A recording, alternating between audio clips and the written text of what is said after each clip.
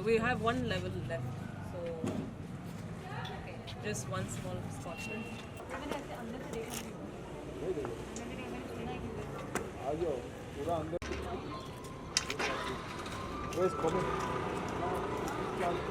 Has Danisha gone?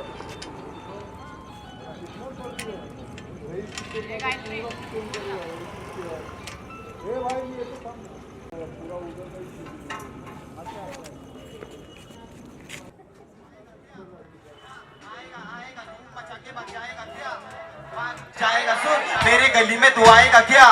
हाँ आएगा आएगा धूम मचा के भाग जाएगा क्या?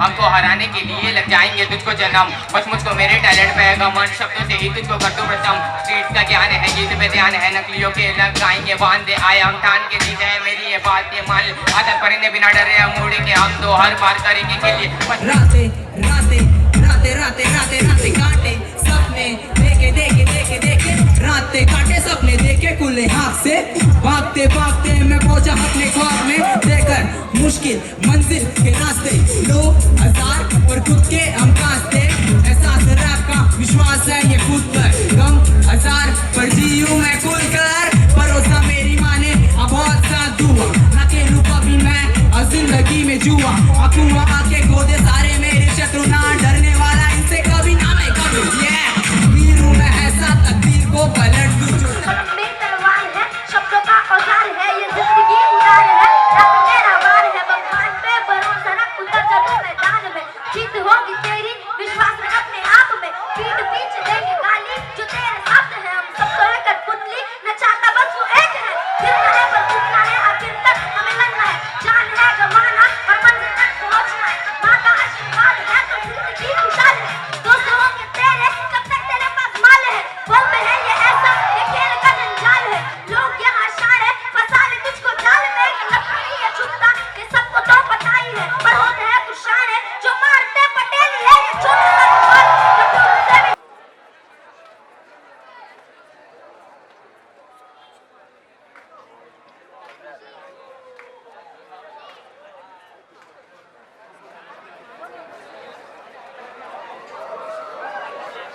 पब्लिक सुनो एक बार, यहाँ पे बुक स्टॉल में आप अपना ईमेल और फोन नंबर लिखो। इस तरह की गैदरिंग्स बहुत मुश्किल है करना, बहुत मुश्किल है। आप देख रहे हो क्या हो रहा है ना।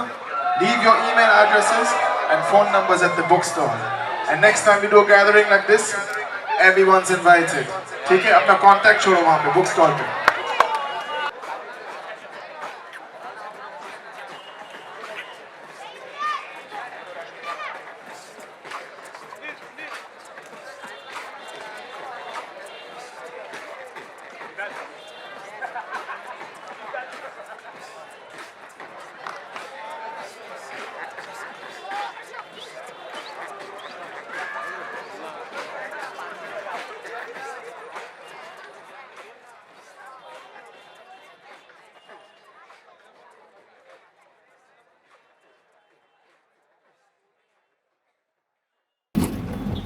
तो लंदन से आए हो।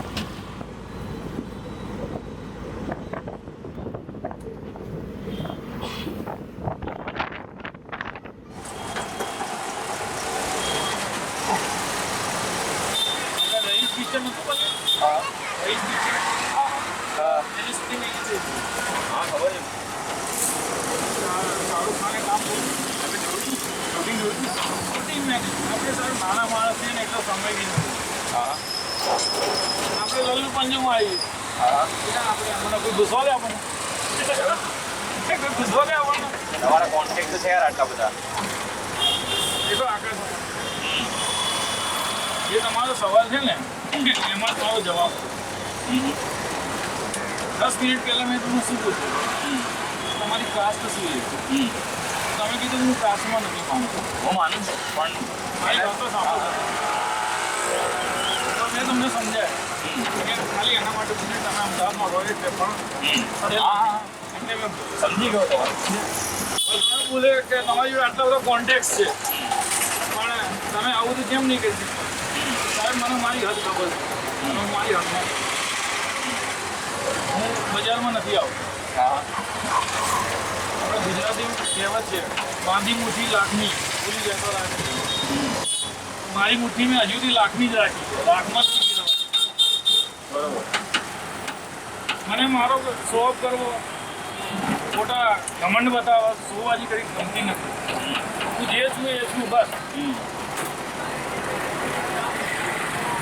એટલે મારો નિયમ આવો મેં પહેલાં શું કીધું આના માટે એક જ ધર્મ છે મહત્વનો અને ધર્મને માણસ થાય માણસને ઓળખે બસ એથી મોટો કોઈ ધર્મ નથી કાસ્ટ કોઈ બી હોય હિન્દુ મુસ્લિમ શીખ ઈસાઈ કોઈ બી હોય હવે હિન્દુમાં બી કાસ્ટ અલગ અલગ હોય ને બાજી એમાં વધારે મુશ્કેલીઓ પડે મેં શું કીધું હું કોઈ એમ માનતો નથી એમ કોઈ ધર્મમાં નથી માનતો મતલબ એવું આ એવો છે તેની જોડે નહીં બેસવાનું હું તો હરિજન જોડે બી બેસી જાઉં રોડમાં કચરો સાફ કરતો હોય ને એની જોડે બી બેસી જાઉં એ બી આપણી જે માણસ જ છે અને આપણા કરતાં તો જીગરવાળું કામ કરે તમે એ કામ કરી શકો ને આજે અહીંયા કોઈ પાણીની બોટલ ફેંકી દે રોડના ઉપર પાણી પીને તમે ઉઠાવવાના ઉઠાવશો એ ઉઠાવી દેશો મતલબ એ જે કામ કરાય ને એ જગ્યાને સાફ રાખવાનું કામ કરે અને આપણા કરતાં તો બહુ મોટી પોસ્ટ કહેવાય એક નેતાથી બી વધારે કિંમતી સમજવું એની હું તમને સવાલ પૂછું તમે માણસાઈના ધર્મની વાત કરી તો માણસાઈના ધર્મની વચ્ચે પછી તમારો પોતાનો ધર્મ પછી જે વચ્ચે અથડામણ નહીં થતી ના નથી જતું એ મારી સમજ બુદ્ધિ પર છે આ બધું શું સાહેબ સમજ બુદ્ધિ પર છે કે કોઈ બી માણસ આ વસ્તુને એના દિમાગમાં કઈ રીતે લે છે એ એના પર ફોર સિમ્પલ એક્ઝામ્પલ મારી બાજુમાં તમે ડ્રિંક કરો છો સમજો હું એમ નહીં કહેતો કે તમે પીવો સમજો તમે ડ્રિંક કરો છો હવે એ સમયે હું બી તમારી બાજુમાં જ બેઠેલો છું હવે નો ડાઉટ તમે મને ફોર્સ તો કરવાના કે ભાઈ તમે બી એક પ્લેટ લો નોર્મલી આપણે ચા પીએ તો ફોર્સ નથી કરતો સાહેબ ચાવા તો પીવા હવે એ વસ્તુ મારે લેવી કે ના લેવી એ મારા ઉપર જાય એ તમારા ઉપર નથી તમે તો તમારી ફરજ પૂરી કરી એ માણસની સમજ બુદ્ધિ ઉપર જાય કે એને કયા રસ્તો પકડવાનો કયો નથી પકડવાનો તમે કદી એવું થયું છે કરી શકા એવું કદી થયું છે કદી કે તમે જે માણસાઈ ધર્મમાં માનતા હોય તમારો ધર્મ જે છે અને મને તમારી રિક્ષામાં તમે લાગી રહ્યું છે તમે બધા તમારા ભગવાન માતાજીના બધે જેને તમે માનો છો એનું આની અંદર પેલા 786 નો કીધો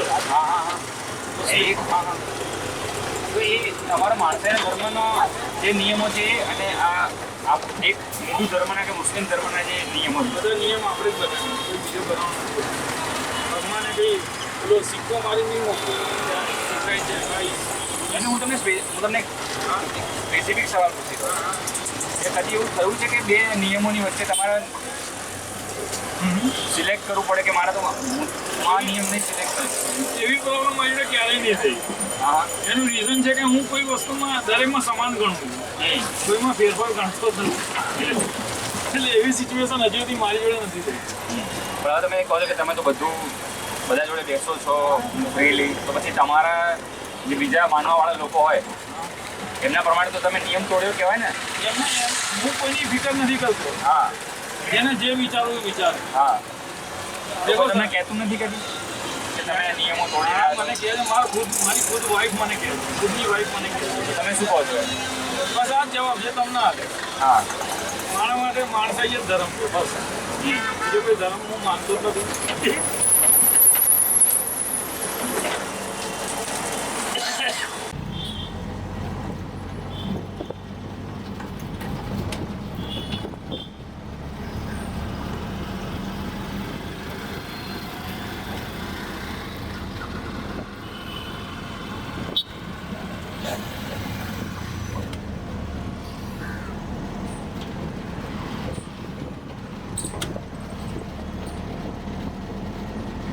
बच्चे को तो समझाना मुश्किल है, लेकिन बच्चा जब बड़ा होता जाता है तो हमारे यहाँ उपनयन संस्कार मतलब अब इस बच्चे को ज्ञान के लिए 10-11 साल का होता है।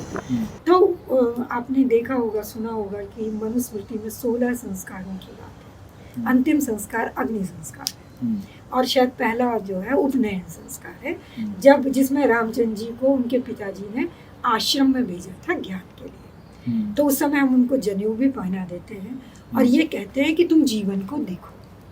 तो हमारे भारतीय दर्शन में 4 तरह से पूरे जीवन को बांटा, और मुझे ऐसा लगता है कि प्राचीन समय में मनुष्य का जीवन 100 वर्ष शुद्ध माना गया था, है ना। तो उसमें पहला कहा गया था, संस्कृत में ही कालिदास ने ही कहा है, शैशवे अभ्यस्त विद्या नाम। बचपन में 25 साल तुम विद्याओं का अध्ययन करो, उसको बोलते ब्रह्मचर्य आश्रम। शैशवे अभ्यस्त विद्या नाम यौवने विषयैषिणाम, यौवन में विषयों का भोग करो। वार्धक्ये मुनि वृत्ति नाम, वार्धक्य में मुनि वृत्ति को धारण करो। और योगेन अन्ते तनुस्त्यजाम, जब आप मृत्यु की बात करने लगते हो तो उस समय अपने को प्रिपेयर करो, मृत्यु से भयभीत ना हो, मृत्यु से भय मत खाओ। योगेन, ये मैं सनातन धर्म का, आस्तिक धर्म का बोल रही हूँ कि योगेन अन्ते तनु त्यजाम, योग के द्वारा अंत में शरीर को छोड़ दो।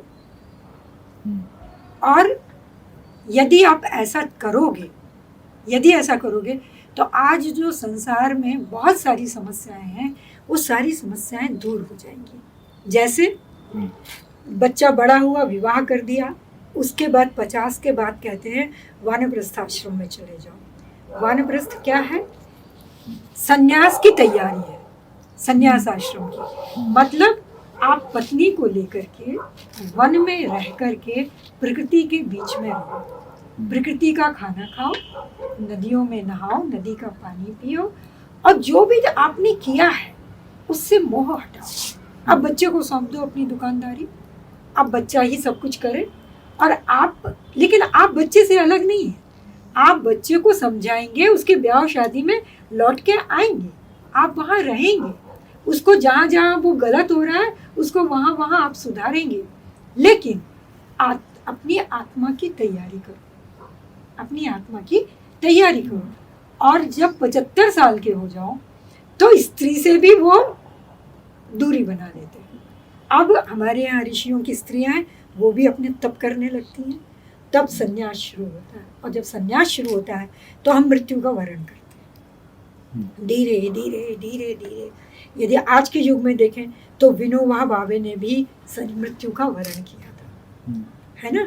गांधी जी ने भी तैयारी की थी कि हो गया, हम जब वो, तो हमारा दुर्भाग्य है कि वो बीच में चले गए, वरना वो मनुष्य जीवन के सारे जो हमको हमारे ऋषि मुनि ने कहा उसके अनुसार ही वो चल रहे थे। હું છે ને ચાઇલ્ડ લાઇનમાં ફોન કરી લઉં, જો એ લોકો વ્યવસ્થા કરી આપતા હોય ને। मैं फैन ऑन करूं? हाँ, फैन ऑन करूं।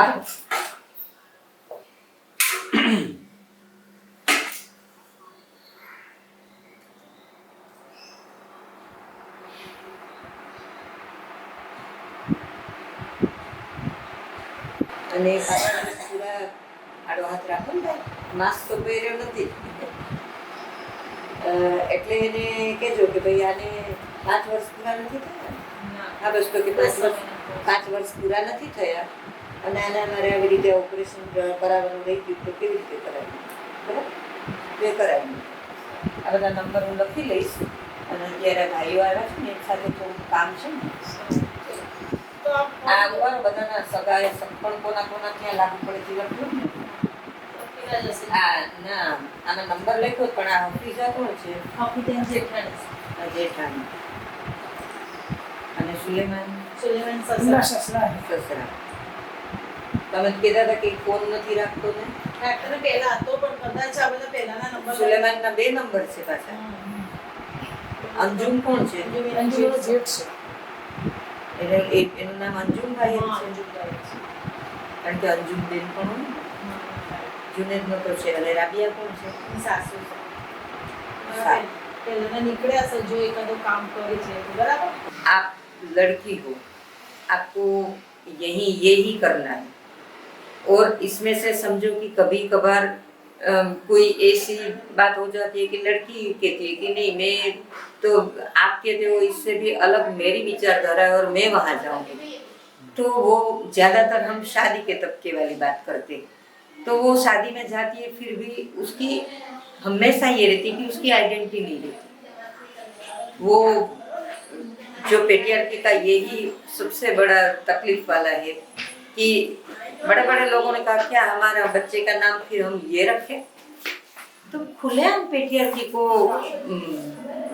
प्रपोज कर रहे हो सोसाइटी के सामने कि मेरे बच्चे का नाम ये रखा आपको अच्छा नहीं तो क्या मेरे बच्चे का नाम मैं ये रखूं तो तुम रिलीजियस डिस्क्रिमिनेशन दिखा रहे हो मतलब आप शादी कर रहे हो खुश हो आप जेंडर बेस ये भी सोसाइटी को बता रहे हो जो बड़े इंसान है या तो जो बहुत फेमस है पॉपुलर है और या कोई ना कोई एक फील्ड में उसकी नाम ना है वो लोग सब तरीके से सही है पर कहीं ना कहीं ये जो डिफाइन करने अरे तुम लोग तो बस ऐसे ही हो कि ऐसा उसने कह दिया तो क्या हो गया तो मैं कहती हूँ कि आपने ये बात रखी कि मैं यही नाम जो मैं आदमी हूँ और मेरा आदमी का रिलीजियस स्टेटस है वही बच्चे का नाम रखो उसके बजाय वो औरत है और वो औरत का रिलीजियस स्टेटस जो रिलीजन में से वो आती है वो नाम तुम रख दो बच्चे का तो इसमें कौन सा बड़ा पार्ट टूट पड़ने वाला है तो ये बात सबको छोटे के नाम के बारे में क्या है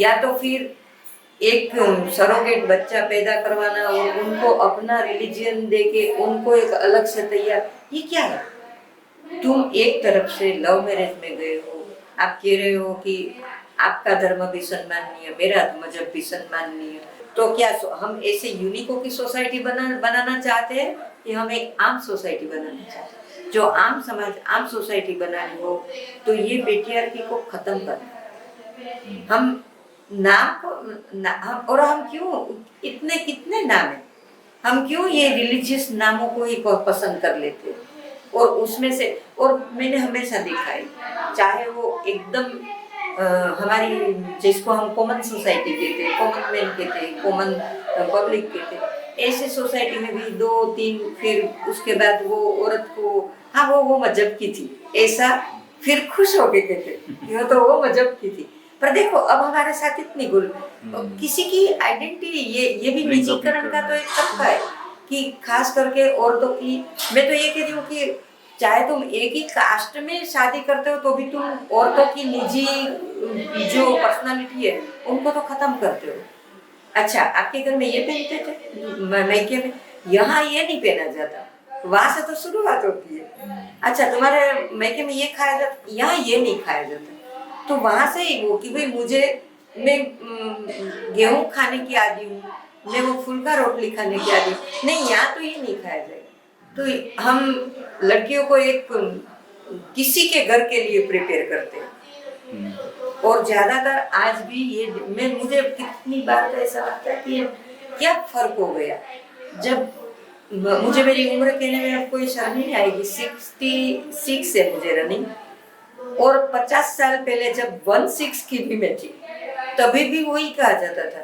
कि देखो कहीं जाओगे तो फिर तुम्हें ये सब संभालना पड़ेगा आज भी 2021 में लोग एकदम से कहते कि अब तो आदमी औरत समान हो गए आदमी औरत अरे तुमने कोविड के टाइम में क्या 2 रोटी पका दी तुम समानता की बात कैसे कर लेते हो So pretty. It's red, isn't that?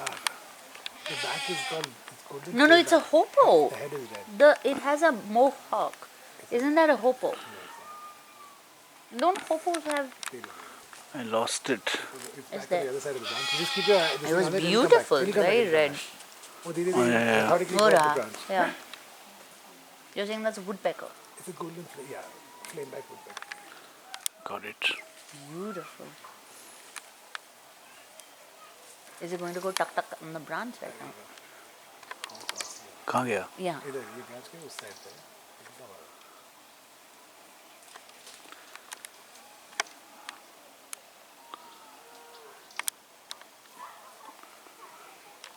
Bring it back, bring it back. ये रहा, देख, oh, behind that again. हाँ.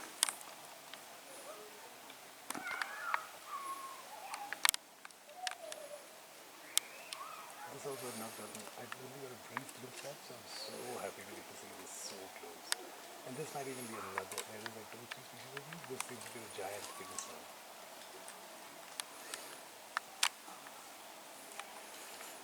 This pose is beautiful. Very pretty. Getting closer and closer. Look. I don't hear it going tuck tuck tuck tuck. निगरानी को हम दो हिस्सों में देख सकते हैं। एक हमारी फैमिली मतलब पारिवारिक निगरानी और एक हमारी सामाजिक निगरानी। पारिवारिक निगरानी ये हमेशा पारिवारिक निगरानी में हम माँ बाप को लेते हैं या माँ बाप से आगे हमारे और भी स्वजन हैं जो दादा दादी है, चाचा चाची है, और भी मैं सब रिश्तों को या नहीं क्लेरिफाई करूँगी, मतलब वो सारे रिश्ते जो एक परिवार में होते हैं तो वो बच्चों के ऊपर ज़्यादातर निगरानी रहती है और वो निगरानी का कोई मिसयूज़ करना नहीं चाहते। वो चाहते कि हमारा कोई भी बच्चा बेटा हो या बेटी हो वो कहीं भटक न जाए, कहीं गैर सोबत में न चले जाए, कहीं कोई जगह पे फंस न जाए, मतलब वो चिंता वाली निगरानी रहती है। उसमें कभी उसका कोई मिसयूज़ कर लेने वाला मतलब नहीं होता। जो सामाजिक निगरानी रहती है वो सामाजिक निगरानी हम परंपरा से देखते आए वो निगरानी खास करके पड़ोस से शुरू होती है। तो वो कभी कभी किसी को तकलीफ देती है, किसी का बेटा कहाँ जा रहा है, किससे बेटा ही नहीं परिवार के सदस्य तक, और वो पड़ोस में वो जिसको हम एकदम हमारी सिंपल लैंग्वेज में कहते हैं कि वो जांच जोक करना, मतलब कौन कहाँ जा रहा है, कौन से टाइम पे जा रहा है, किसको मिल रहा है, किससे बात कर रहा है, कैसी बातें कर रहा है। तो मतलब वो जैसे जिसको हम गॉसिपिंग कहते हैं ना वो सब्जेक्ट हो जाता है।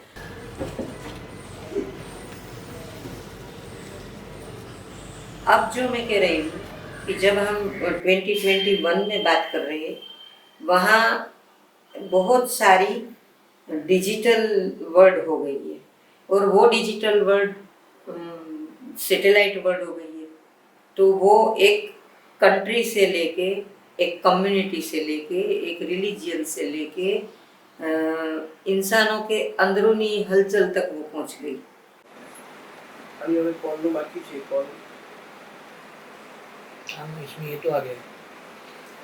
हाँ ये पति भी है हमारे फोटो खाली पड़ी। Okay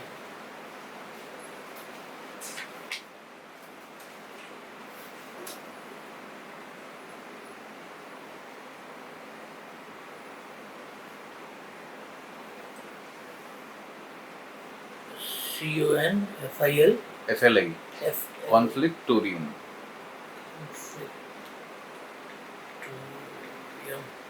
museum Ahmedabad. हाँ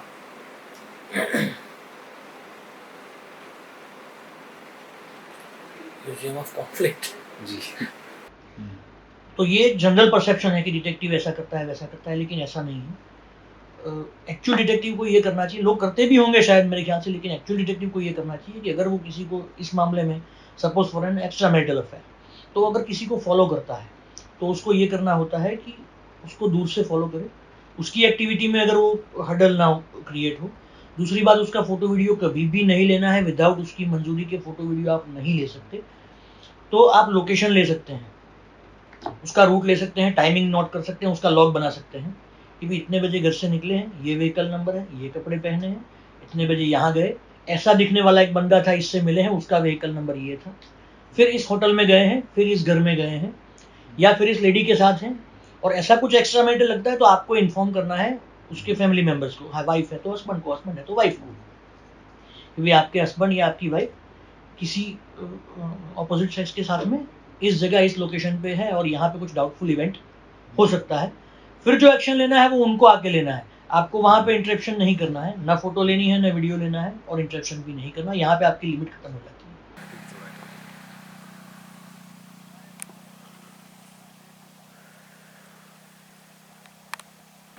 तो हक जो होता है वो फर्ज के साथ जुड़ा हुआ होता है। योर रोड टू योर, इसको बोलते हैं कि आपके जो हक का मार्ग है वो आपके कर्तव्य के पथ से होकर गुजरता है। तो आपको इन दोनों के बीच में बैलेंस करना है। तो अच्छा नागरिक और अच्छी लोकशाही तभी बन सकती है जब सभी नागरिक अपने हकों के साथ साथ अपने कर्तव्यों, अपने फर्जों का भी पालन करें। तो उस केस में किसी को डरने की जरूरत नहीं है कि मेरा गवर्नमेंट ने ये लॉ का ड्राफ्ट शायद मेरे यहाँ बिल्कुल हाथ में नहीं होगा शायद, नहीं तो मैं आपको पढ़ा देता कि गवर्नमेंट ने भी एक लिमिट बना रखी है कि ये जो नो एजेंसी है वो कॉल ट्रेसिंग, कॉल रिकॉर्डिंग, कुछ चीज़ों का डेटा, कुछ सेंसिटिव अगर उनको लगता है कि हाँ ये देश के लिए, देश की सिक्योरिटी के लिए या पब्लिक सेफ्टी के लिए हार्मफुल है, तो वो उसको ट्रैक करते हैं, उसमें ज़्यादा डीप में जाते हैं।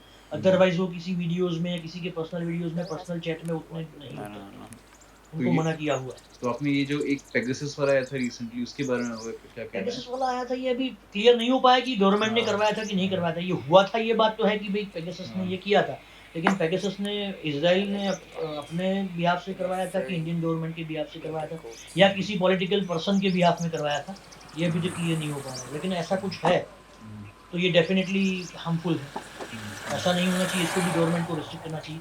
ये एक्चुअली गवर्नमेंट का ये फर्ज बनता है कि 140 करोड़ लोगों ने, भले उनको वोट कुछ 2-4 लोगों ने, थोड़े लोगों ने नहीं दिया होगा, कुछ लोगों ने दिया होगा, कुछ लोगों ने नहीं दिया होगा, लेकिन गवर्नमेंट तो वो 140 करोड़ लोगों की है। सरकार है, प्राइम मिनिस्टर है, तो 140 करोड़ लोगों के हैं। भले मैंने वोट न दिया हो, लेकिन मेरे भी प्राइम मिनिस्टर तो है।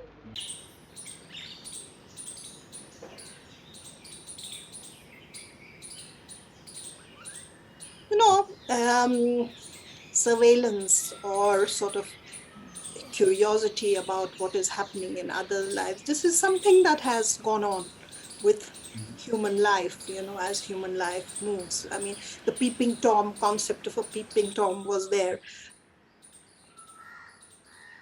These are matters of perception and understanding, and the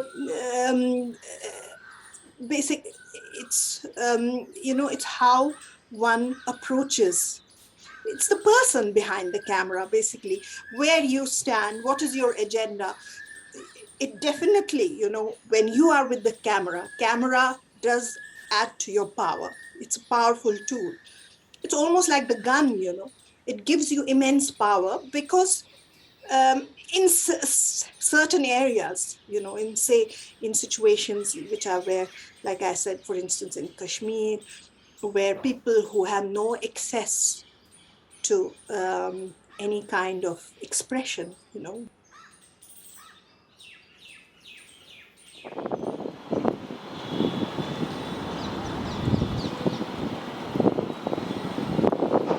Where they're not able to talk of what's going on in their lives. And when the whole world currently is all about information and all we're being bombarded with information, and yet it is very selective. It comes from certain perspectives. So the other perspective is not there. So when you go with the camera to a situation like this, it is entirely different. But then it depends upon your politics. You know, where do you stand vis-a-vis these individuals whose lives have been affected? So, you know, you are in some ways, you know, giving them, you are empowering them. The camera becomes an agent for them as well. So that power, in some ways, the power of the camera is transferred, you know. So they take the control because they can say what they like, you know. They can say, as long as, you know, there is that that confidence between the filmmaker and the subject, which I don't know how that develops. You know, that's why you, as documentary filmmakers, you can't just go in and shoot. You know, that I have objections to. You have to sort of, you know, you have to undergo a personal kind of reflection, a personal kind of understanding of the subjects you are dealing with.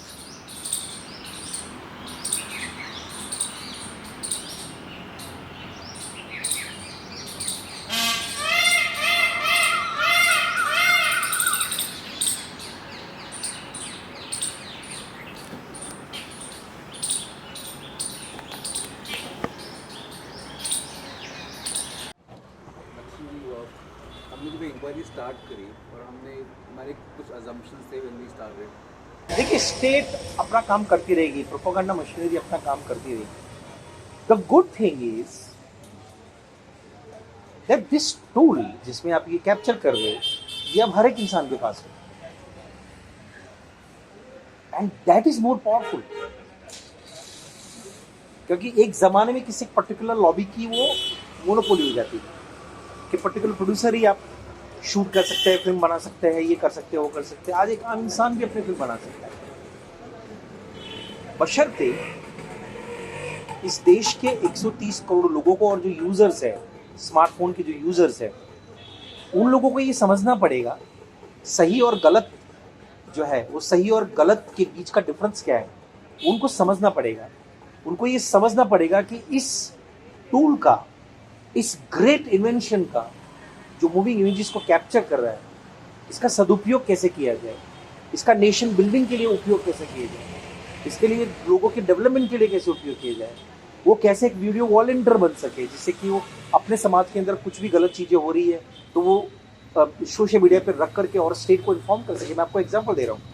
हमने अभी एक नॉमेड times करके आतिश ने YouTube channel शुरू किया है और उसके तहत राजस्थान के एक कालबेलिया समाज के कालबेलिया समाज था, दूसरा कोई समाज था, तो उसमें छोटे बच्चियों के साथ जो प्रोस्टिट्यूशन जो था, उन बच्चियों के साथ जो भी गलत हो रहा था, उन बच्चियों ने ट्रेनिंग लेकर के वो लड़का गया, उनके नैरेटिव लिए और उसने वो तुरंत उसने वायरल कर दिया। वो बात डीएम तक पहुंची, डिस्ट्रिक्ट मैजिस्ट्रेट तक बात पहुंची और उसने तुरंत ऑर्डर किए कि भाई मेरे डिस्ट्रिक्ट के अंदर ऐसा काम हो रहा है। उसने तुरंत गए, वो पूरा स्टेट मशीनरी दूसरे दिन सारा का स्टेट मशीनरी उसके पास में पहुंच गए, डिस्ट्रिक्ट मशीनरी उसके पास पहुंच गए। आपको क्या चाहिए आपके विकास के लिए, हम बताइए, हम स्कूल देंगे, हम ये देंगे, वो देंगे, सब कुछ किया।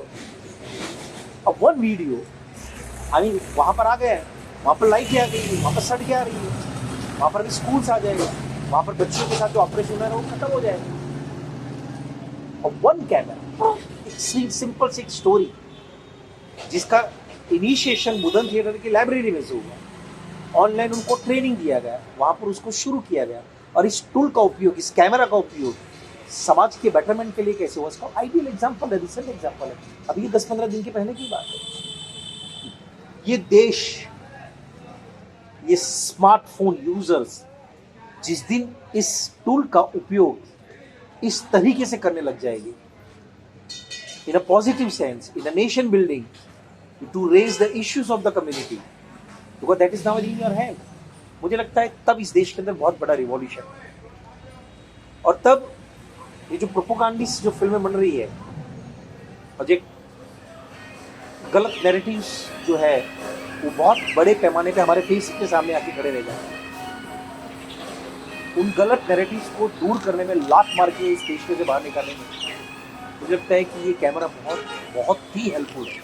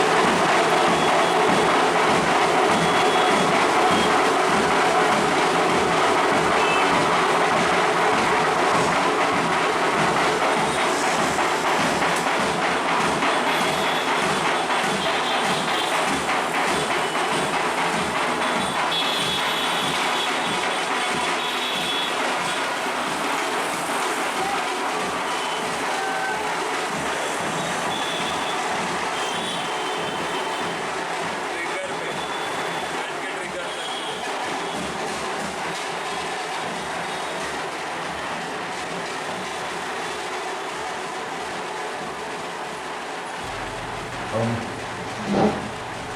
let me begin by telling you about where I am and how this situation started. As I said, we started exploring surveillance through film, and the initial idea I had was to take the word Nigrani, which is Gujarati for surveillance, and go to people and ask them what Nigrani means to you. You know, a declining empire generates pogroms. The phenomenon of vigilante squads and pogroms directed at innocent people, protected where the vigilante squads and controlled mobs are protected by the state apparatus, goes back to Tsarist times. They were called the Black Hundreds. They would start a pogrom, you know, and the police would do nothing.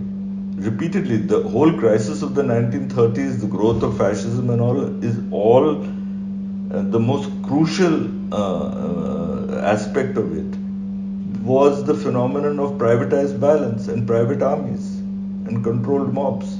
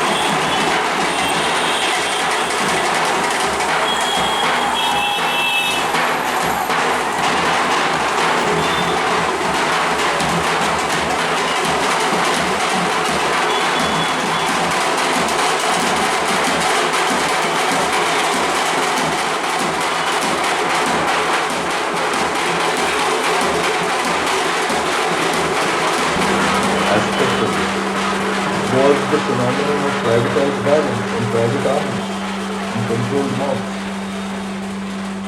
They were running amok and the police was doing nothing. So it was state-supported vigilantism. And it would need to be recorded. But then if the state is peopled by judges who don't give a damn, who are ideologically partisan, then no amount of recording of crimes is going to make the slightest difference to anyone. So it's a situation where the state is deliberately inculcating violence.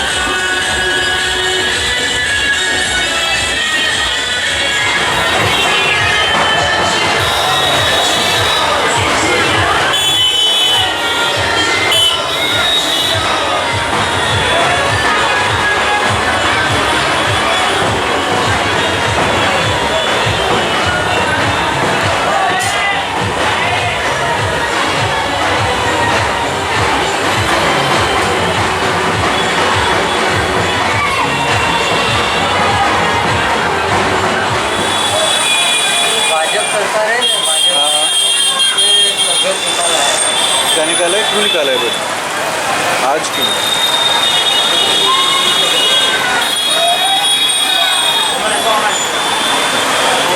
Ram मंदिर बंद करने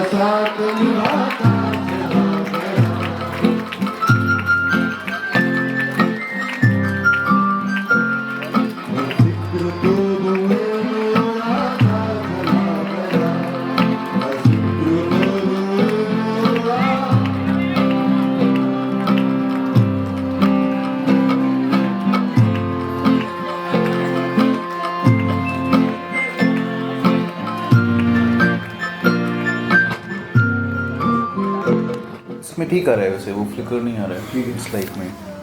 एक second थोड़ा सा। Yeah, I think it all boils down to how we are conditioned. Like we have never been private at all. If you look at it, the concept of privacy was invaded long time back.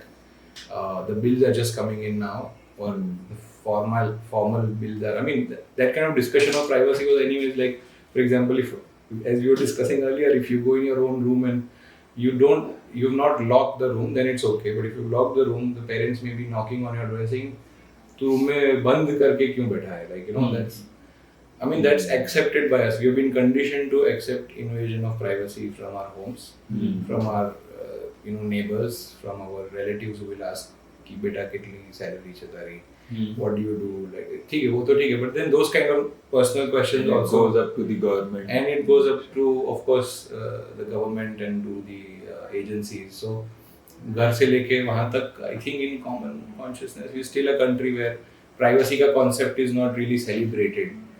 In fact, people who, I mean, culturally people don't want that discussion also, no? Because privacy gives you more empowerment, and that empowerment kind of is not good for the said practices. In a way, it kind of also challenges the status quo.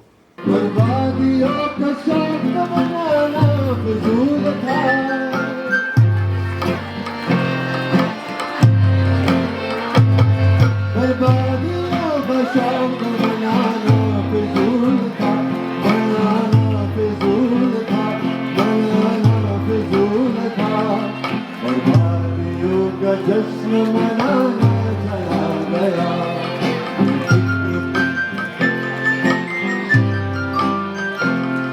फिक्र तो धुएं में उड़ाता चला गया, फिक्र तो धुएं में उड़ाता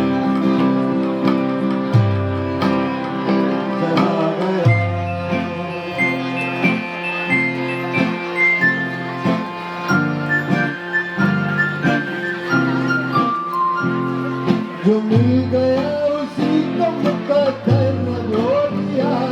Everything will be on IP. Anything on IP means everything has an IP address and an identity. Anything which has an identity is addressable. Anything which is addressable is hackable. Anything which is hackable can be misused. Or right? Ultimately, जितना connected world होगा, उतने nodes बढ़ेंगे. जितने nodes बढ़ेंगे, उतना security बढ़ाना पड़ेगा. So in a way security बढ़ेगा, कम नहीं होगा. Security industry बहुत बड़ा होगा. साइबर सिक्योरिटी बड़ी होगी, साइबर सिक्योरिटी प्रैक्टिसेस लानी पड़ेंगी. It's all about priorities. अगर मुझे बजटिंग करना ही है, मुझे 100 रुपये खर्च करना है, तो मैं किस तरह से खर्च कर रहा हूँ as a government. For example अगर गवर्नमेंट की बात करते हैं तो लोकल गवर्नमेंट्स भी है, लोकल बॉडीज भी है आपकी, फिर आपके स्टेट गवर्नमेंट्स है और आगे के है. तो I think it has to start from grass root level government. जैसे जितने भी प्रोग्राम्स हो रहे हैं डिजिटल, ये उससे थोड़ा तो फर्क पड़ रहा है. I am not saying that it's not impacting the lives of people. People don't understand. Technology is something that you don't really have to teach much. You just have to expose people to it. Yeah. It's not like कि ऐसे formally आप सिखाओगे और सब सीखेंगे, right? It's about giving them the tools. एक बार दे दो तो सीखेंगे. अब इन्हीं से उनको जब थोड़ा easy हो जाएगा कि हाँ समझ गए, तब you bring in the concept of कि अच्छा आपने behavior किया, ये monitor हो रहा होगा, ये कहीं पे हो रहा होगा, ये कहीं पे log है, ये server से आपने, तो ये कौन एक्सेस कर सकता है, आपका डेटा कैसे यूज हो रहा है, how Google is using your data for marketing, how Facebook is using, how the corporations are, how come you as a user become the consumer. So you, I mean the commodity, right? जैसे आप ही consumer हो और आप ही product हो. Yes. वो कैसे बने, right? कि मैंने आपके बिहेवियर को चेंज करके एडवर्टाइजर्स को दिया, आप मेरी फ्री सर्विस ले रहे हो या जो भी ले रहे हो, और फिर आपके ही बिहेवियर को मैंने बेचा, उसी डेटा सेट को मैंने बेचा, उसी से किसी ने आपको कुछ और सामान बेचा या कुछ और बेचा. तो in a way you paid for the free service. There is nothing like a free service, but you paid a higher price for it then the actual product price. Because पहले तो आप सिर्फ प्रोडक्ट खरीदने के पैसे देते थे, अब आपने अपने बिहेवियर को भी बेच दिया फ्री की सर्विस के लिए, तो आपका बिहेवियर का भी प्रोफाइलिंग हो गया. So I think you ended up getting a raw deal. So that has to be taught once people are exposed to technology.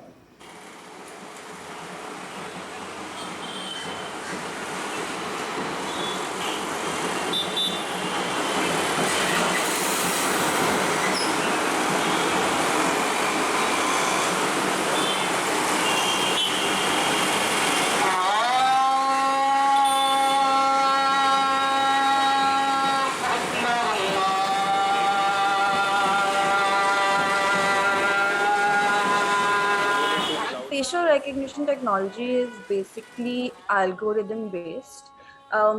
What it does is that it either from a video or an image, it identifies the face first. Then after the face has been identified, then it creates a biometric map of your face to identify particular features and all those things. And then that biometric map basically is compared to other maps of faces that may be in databases that the technology has access to. So how the algorithm works is that the more data is put into this algorithm, the better it gets on its accuracy of matching these biometric maps. So the more information that you feed into it, the more accurate it will get. Because facial recognition technology, how it works is that it will not say that, okay, this person is this person from the database. It will say that this face has a 75% match with this other face from the database, or it has like 4 out of 5 stars or something like that. So that is how facial recognition technology works. All this information is proprietary and sensitive, right? Facial data, biometrics essentially are proprietary. And so usually, at least in India, we've not seen companies say that, we'll scrape social media and give access to social media for this, or the government has not said that, at least till now. But there is this company called Clearview AI. I am not sure if you know about it. They have a facial recognition technology system which works on the basis of scraping social media. And the Vadodara police actually has Clearview AI. So what that does is, anything that you put on to Facebook or Instagram or any other place which is open, it will scrape that, and that will be used to build their algorithm. And then in that context, is there something which us as not just filmmakers but people with who are documenting our lives around us, how can we do that in a responsible way, knowing that the repercussions of what we don't know might happen with what we do? How can we be mindful of? See, I think that's it's very interesting to look at, because now you are worried about what you may end up doing inadvertently and contribute to surveillance. And this is, I mean, not to sound like I'm not trying to be melodramatic here, but this is a violation of your fundamental rights, because it's violating your right to freedom of speech and expression. It is violating your right to freedom of expression, because as filmmakers, it is your right to create the story which expresses your point in the best manner, and thinking about how you're contributing to surveillance. And because of that, there is, this chilling effect wherein you're thinking that maybe I should not, capture this moment between this random moment that you see on the street, and you think it's a very beautiful moment, but you are worried that if I capture it, this person's face may end up on, a database. That is also a violation of your rights. So I think I really can't tell you what you can do. I mean, one of the ways obviously is that, you don't show any faces. But then again, I mean, how will that even work? I mean,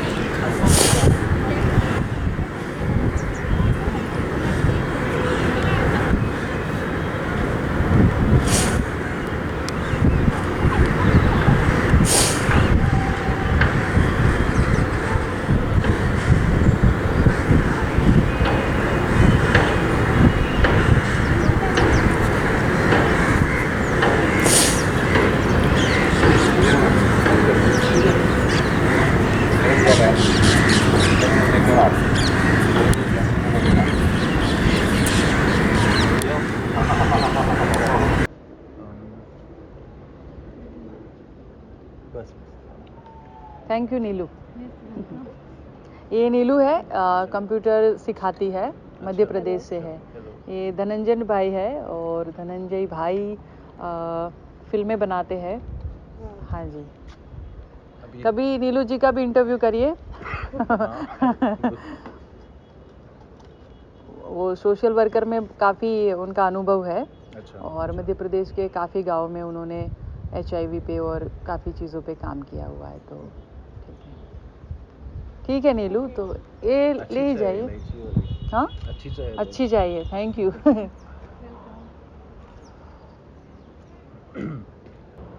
काफ़ी चीज़ें हमें social media से ही पता चलती है और लोग record करके, मतलब ज़्यादातर लोग अपनी बातें, वो सबको लगता है कि भाई मैं भी पत्रकार हूँ। तो देखिए, चाहे उनको जैसे भी भाषा में बोलना आता है, जैसे बारिश हो गई, कुछ भी हो गया, कुछ ऐसे इलाके हैं जहाँ मतलब पत्रकारों का पहुँचना या चैनल मीडिया का पहुँचना मुमकिन जो पहले नहीं था और आज भी नहीं है, या फिर लोग ऐसी जगहों पे जाना भी नहीं चाहते। भले पहले के पत्रकार या उनकी बात करें तो मुझे लगता है कि वो काफ़ी, बोले ना कि ऐसे रिस्क वाली जगह है, वहाँ पे भी चले जाते थे। अभी लोग क्या कर रहे, हायर कर रहे कि रिस्क वाली जगह है, वहाँ पे जो जिसको बोलेंगे लोकल पत्रकार है या लोकल चैनल है या कोई ऐसे जो छोटे मोटा कैमरा चलाते हैं, उनको बोलेंगे कि भाई तुम वहाँ जाओ और ज़रा देख लो कि क्या सिचुएशन है, रिकॉर्ड करके ले आइए। तो ये बात भी अच्छी है कि वहाँ पे कुछ हुआ। जैसे कि हमने बहुत ऐसे वीडियो देखते हैं कि औरतों को किस तरह से पीटा जा रहा है या कालिक पोस के उनको मारा जा रहा है, लटका के मार रहे हैं। आदिवासी इलाकों में ये सब हो रहा है। तो वो जब घूमते घूमते घूमते घूमते कोई ऐसे लोगों के तक पहुंचता है जो सही में इसकी विचारधारा से विचलित है, तो फिर वो बोलते हैं भाई ये तो सरासर गलत है और उसको सही करना चाहिए। तो उनके जरिए वो जो औरत है या वो जो इंसान है उसको न्याय मिल जाता है।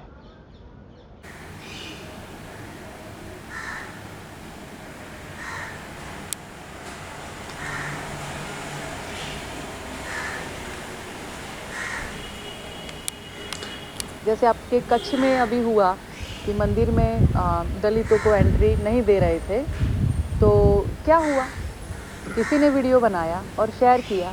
वो वीडियो घूमते घूमते 8 दिनों के बाद हमें पता चला कि कच्छ में ऐसा हुआ। उसके बाद फिर हमने काफ़ी वहाँ पे ढूंढा और देखा, फिर काफ़ी न्यूज़ में भी आया। लेकिन सबसे पहले वो मालूम कैसे पड़ा, किसी के मोबाइल से वीडियो उतर के आया और वो वायरल हुआ, उसके बाद पता चला।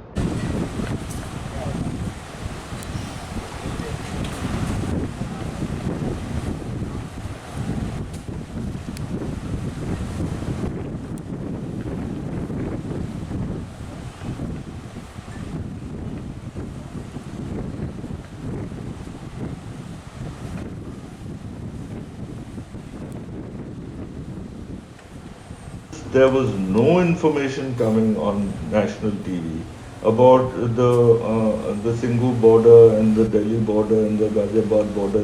All because this agitation has been going on for 1 year. There were some students of mine and some other people, some very committed people who went out there and who recorded it. So this is a kind of individual, independent broadcasting, on YouTube channels and so on. They're very, very tiny channels, but put together, they ran into lakhs and lakhs of viewers.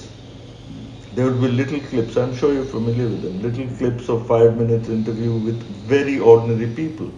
So that was a liberating experience. Very ordinary people were talking about their experience. They were not getting a hearing in the national media, but they were getting a hearing here. And it was being aired publicly on YouTube. So it depends on who's doing what and for what purpose in each case.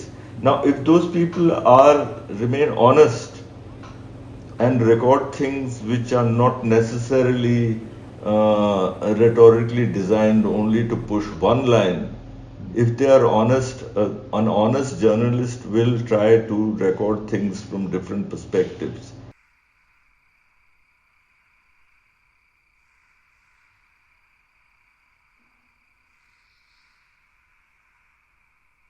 In in spite of these mechanisms, human beings have that thing in them to resist, to be able to, live through in spite of all these things. Those are very difficult things when one imagines, but when you actually experience it, it just completely opens out the possibilities of human evolution, perhaps human consciousness, that thing of that resistance, and that people have agency in some manner or the other, and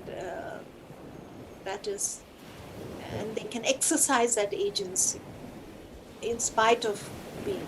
And the cruelty of power, the injustice of power, those are so evident.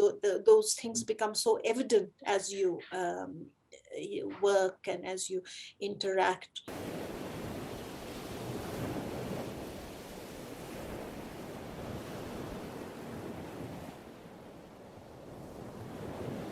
जब भी आप change लाना चाहते हो, if you want to become a change maker, then you have to be fearless. तुम्हारे पास दो choices नहीं होती, तुम्हारे पास सिर्फ एक ही चॉइस है, you have to be fearless. क्योंकि fearlessness जो है, that will allow you to speak, and when you speak, your voices will be heard.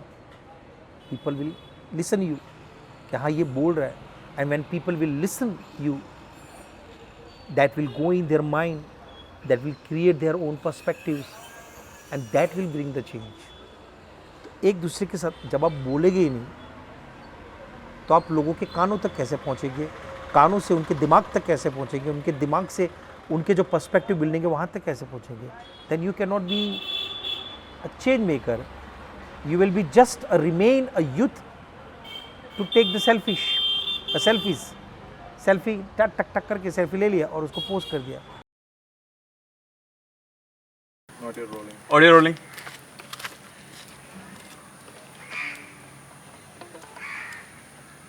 Camera 3 rolling. You want to give a clap? Ready.